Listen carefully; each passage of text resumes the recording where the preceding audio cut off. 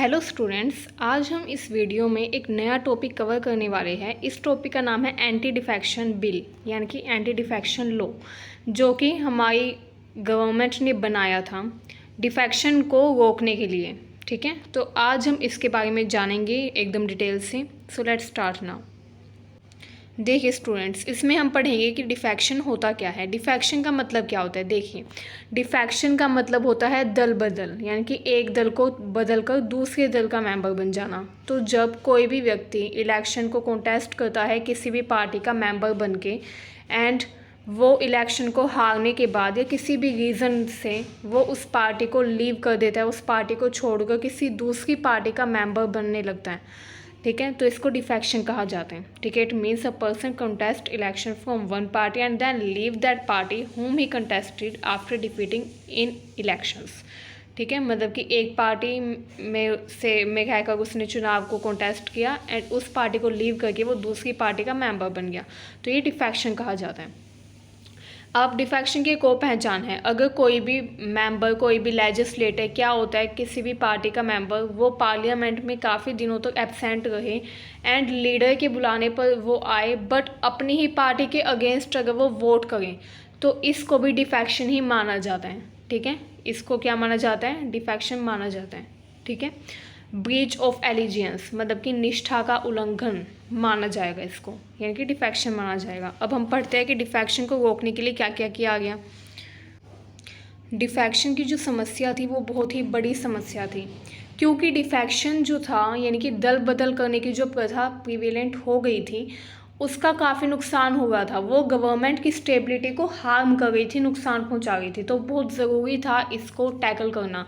ठीक है, इसको स्टॉप करना उसी टाइम। तो क्या किया गया, एक लॉ की मांग की गई, एक कानून बनाने की डिमांड की गई अलग अलग विधायकों द्वारा, ताकि डिफेक्शन को रोका जा सके, जो कि लगातार हो रहे थे। ठीक है, इन 1985 में क्या हुआ, जो 10th स्केड्यूल थी हमारी कॉन्स्टिट्यूशन की, उसमें 52nd अमेंडमेंट, ठीक है, यानी कि 52वां संशोधन हुआ, 52वां संविधान संशोधन, यानी कि 52nd कॉन्स्टिट्यूशनल अमेंडमेंट। ठीक है, ये पास आउट किया गया पार्लियामेंट के द्वारा। इसमें ये साफ साफ कहा गया था कि दल बदल करना यानी कि डिफेक्शन करना एक क्राइम है एंड कोई भी डिफेक्शन नहीं करेगा।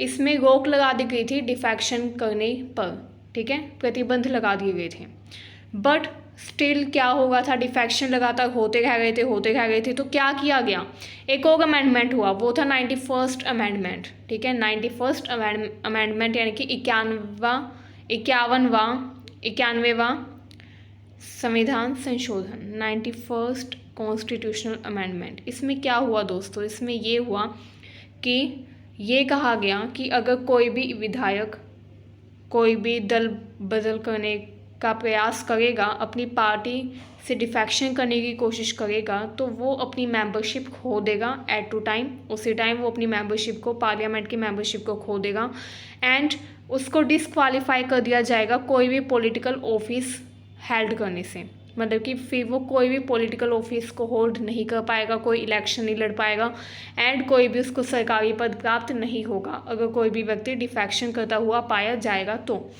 जब ये पनिशमेंट डिटरमाइन कर दी गई, तो क्या हुआ, 91st अमेंडमेंट के बाद ये तय कर दिया गया कि अब काफ़ी कम संख्या में ही डिफेक्शन होने चाहिए। डिफेक्शन पर कंप्लीटली रोक लगाने का प्रयास इसमें किया गया।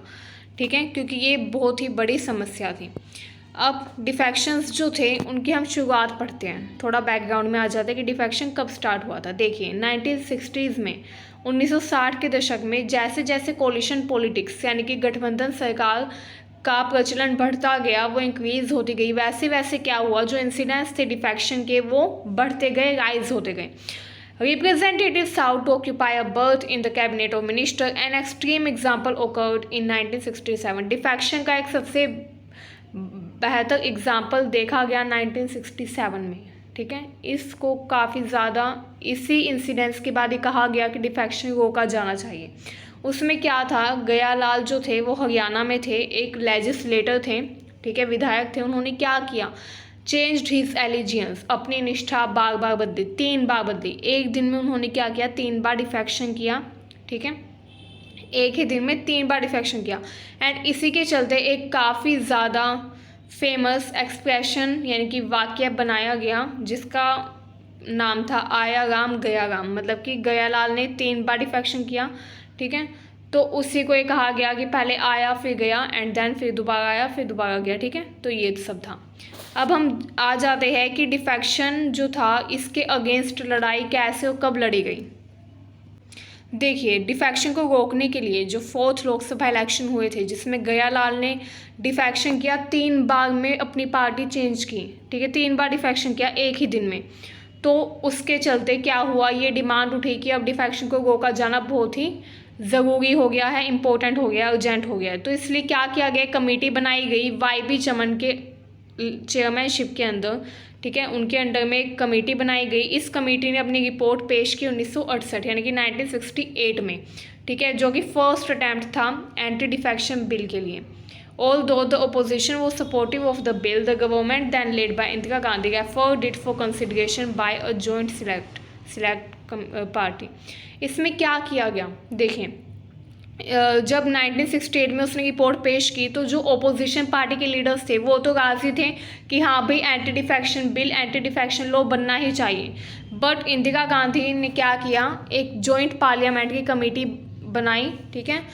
उसने क्या किया, इस पर तफ्तीश की, अच्छे से जानकारी निकालने का प्रयास किया एंड जॉइंट मीटिंग भी हुई, जॉइंट सेशन हुआ लोकसभा राज्यसभा दोनों का।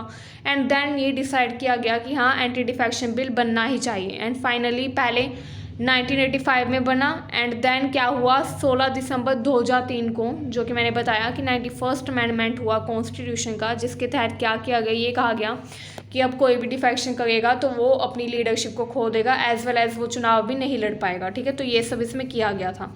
ये जो 91st अमेंडमेंट एक्ट था इसको गजट ऑफ इंडिया भी कहा जाता है, ठीक है। ये इंपॉर्टेंट क्वेश्चन है, what is known as gazette of India, तो हम लिखेंगे 91st amendment act which is related to anti defection bill, okay. And इसमें क्या किया गया, इसमें ये कहा गया कि अगर कोई भी व्यक्ति डिफेक्शन करता हुआ पाया जाएगा तो वो अपनी मेंबरशिप खो देगा, एज वेल एज वो चुनाव अपकमिंग टाइम में नहीं लड़ पाएगा, इलेक्शन कॉन्टेस्ट करने का अधिकार वो खो देगा, ठीक है। ये सब इसमें डिसाइड किया गया। The amended act also stipulated that the number of minister in state and union territories should not exceed 15% of total number of members in respective house. ये जो एक्ट था इसमें ये भी कहा गया कि जो नंबर ऑफ मिनिस्टर्स हैं, मिनिस्टर्स की जो संख्या है स्टेट में और यूनियन टेरिटरीज में, वो 15% से ज़्यादा नहीं बढ़ेगी टोटल नंबर ऑफ हाउस से, total number of members in house से, ठीक है। मतलब कि टोटल नंबर ऑफ मेंबर्स जो है किसी भी हाउस में उसकी संख्या का 15% से ज़्यादा नहीं होना चाहिए स्टेट्स या यूनियन टेरिटरीज में मिनिस्टर्स की संख्या। तो इसमें ये कहा गया था, ठीक है। तो ये हमारी वीडियो थी, काफ़ी इंपॉर्टेंट है ये आप सभी के लिए। Thank you for watching our video and I hope कि आप हमारी वीडियो को लाइक, कमेंट एंड सब्सक्राइब जरूर करेंगे हमारे चैनल को, एंड ये वीडियो ज़्यादा से ज़्यादा शेयर करें ताकि और लोगों की भी नॉलेज बढ़े। Thank you so much.